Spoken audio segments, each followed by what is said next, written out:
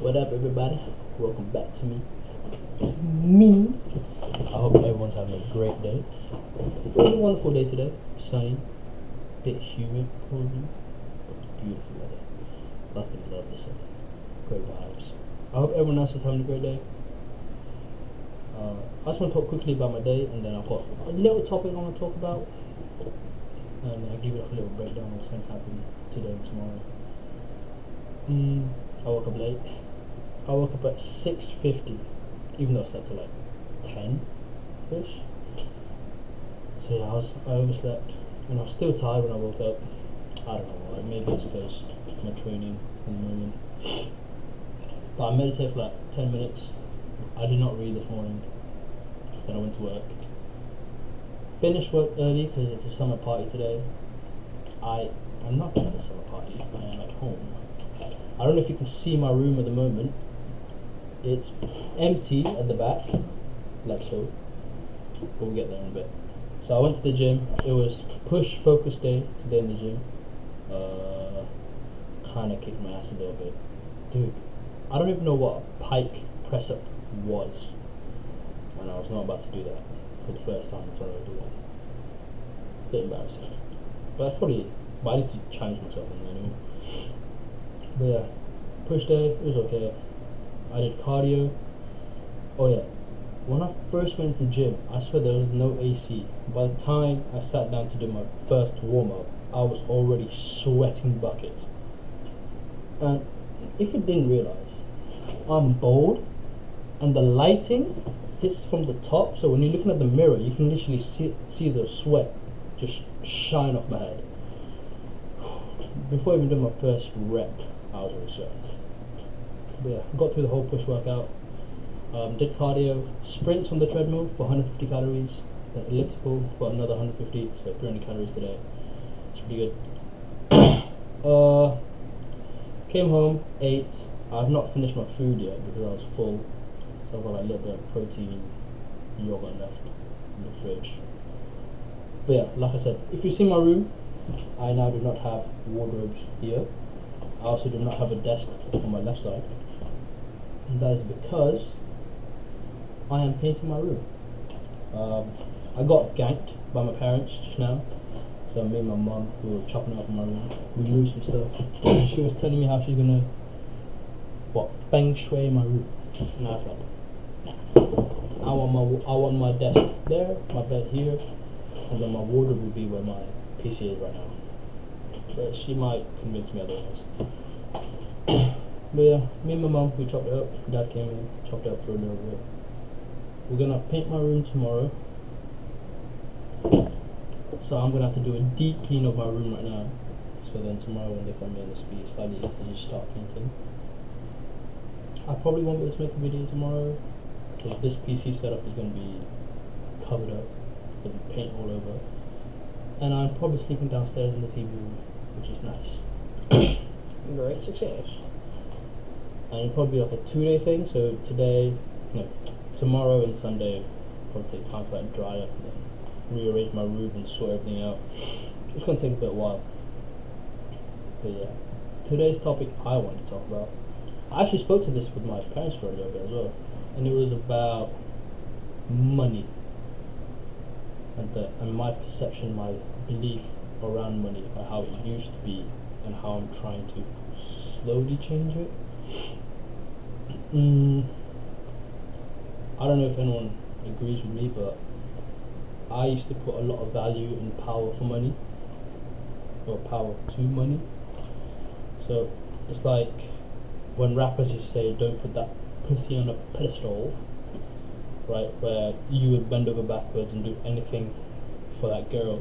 It's the same thing for money, right? So I used to think getting money or making money was hard, and then I used to be in tight grip and control of my money because it was hard to get. Money comes in slow, but it goes so fast. But the perception that I'm changing to is that money is a tool. So you need to be detached from the money. You need to be detached from a lot of things that's outside of us. But money was the thing that I was focusing on the most. But before we get onto that, it was think so. Financial literacy is, I would say, is lacking.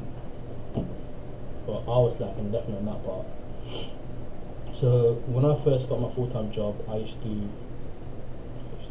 started reading this financial book. I'm pretty sure everyone's read Rich Dad Poor Dad. I did not read that book because I was so stubborn. I still haven't read it. But the book that I read was I Will Teach You to Be Rich by Ramit Sethi. I had notes. I had like a little book review that I used to write after listening to audiobooks. I don't know what that is, but it's somewhere in my PC. Basically, that book teaches you the basics of budgeting or financing. A quick concept. So he would say, you get your money, you get paid. If you can invest or put money into your pension pot, right, max it out, and then obviously your employers would match it or contribute their max. For this demonstration purpose, let's say you get 2k net, and then your fixed costs, which are, say you've got rent, the bills like electricity, water, gas, food, council tax, what else you pay that you have to pay.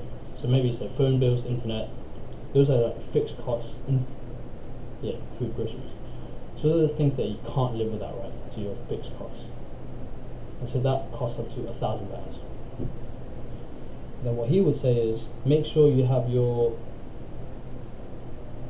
system set up where you get money on, say, the first day or the last day of the month, and then within the next week, all your fixed costs are taken out of your bank. So then all you're left with is your spending money, let's say. But then he would then caveat that with, it's not just spending money, you want to invest and save, and then the leftover is for spending. Investing and saving, I don't know which way around, but those two, and then the spending money. And then with the spending money, he said, cut down ruthlessly on the things that don't give you joy or happiness or improve the quality of life, and then only spend on things that do give you joy, improve the quality of life, and happiness, whatever that is to you. To me, it used to be so stupid. At a certain point, for me, it used to be buying Yu-Gi-Oh cards. But then it also used to be me going out with friends and whoever, and eating and drinking and all that shit. That used to be fun for me. So that my spending money used to be allocated towards those things, because that gave me joy. So I was saving, I was investing, but that spending money, I would, enjoy myself a little bit, have fun. And then recently I realized the whole perception of investing. Right, I think Alex Hormozy said, I think it's SME 500, I think is what he said. But essentially it's like you invest in yourself first to get skills and improve, then you make money, which you can then invest in other things. And that, I kind of didn't understand it. But then another guy, he kind of said a similar thing, but kind of put into more of a perspective where I would understand. Where he was saying, money is a tool, just the way a phone, this computer, clothes, it's a tool, it's something you use to get leverage. Now, anyone who's a financial expert, please let me know if I'm right or wrong. But I feel like money goes into two categories, which is investment and expenses. That's now the mindset or the view that I'm looking into with money. So expenses are something that you buy that does not actually help your life. What could be an example of that? Extra pair of clothes, extra pair of shoes maybe, or going out to eat, just ordering takeaways, buying drinks for fun. I know what people do expenses are. Those things are expenses. It doesn't give you a value or improve your life quality that much. Maybe fun for the moment, but it's kind of detrimental to that, right? An investment, now as how I see it, is anything that helps you improve your quality of life, especially if it's helping you get a return from your investment. such as if you're studying, investment would be spending the money to get mentors to help you get better at whatever you're studying at. That's an investment. So it helps you, if it helps you especially increase your revenue or your income, then that's basically the best investment you can have. But it's anything that can help you achieve your goals. So I used to come from a mindset where I would not spend money on anything that would help my life. I was very stingy in that way. I would happily spend money on food and drinks going out rather than spend money on myself that can help me improve my life. That's the change of mindset I had. So an example would be this little nose strip. I don't know if people know, but I've been getting blocked nose recently for quite a few months, where I've been struggling to breathe through my nose. And if you all know, if you breathe through your mouth and sleep, bro, your mouth is dry and then you're choking on some dry mouth pores, whatever that is, and you just don't get good sleep.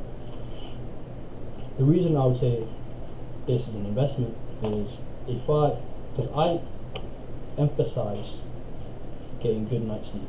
I'm an advocate of sleeping early, so I think it's the best thing you can do for your body.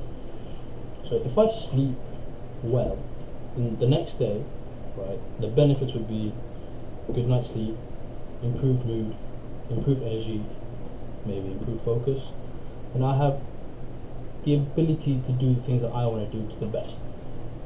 Especially if you're not slept well, you have all these excuses saying, oh man, I'm so tired and my mind's just wandering off, all this bullshit that you can have excuses for if you didn't sleep well. That's an investment. It's improving my quality of life for the next day, right? Helping me get better. Getting rid of the negatives actually is the best improvement of life. So all these things that you buy, if it helps you reduce the negativity and the stresses in life, it's a good investment. Yeah, I agree with that. Because I think to be happy or to be content with life, what you want is less of the negative stuff, and the more you buy things, especially if you want to go into business, I think the better seller you will be, and it makes sense. But that's another topic. But yeah, that's the way I'm seeing money now. It's a tool. Do more investing rather than spending money on expenses. Especially invest in yourself first. Get better, or whatever you think you want to get better at. Get better. You have to do the hard work. And yeah, that's my point of view on money at the moment. I don't know what else I'm gonna learn, but I will be reading those books. And that's me. Before I go anywhere. Oh no, my bit's ruined. No, it's not. My bit's right. I'm sorry you had to see this, but goodbye.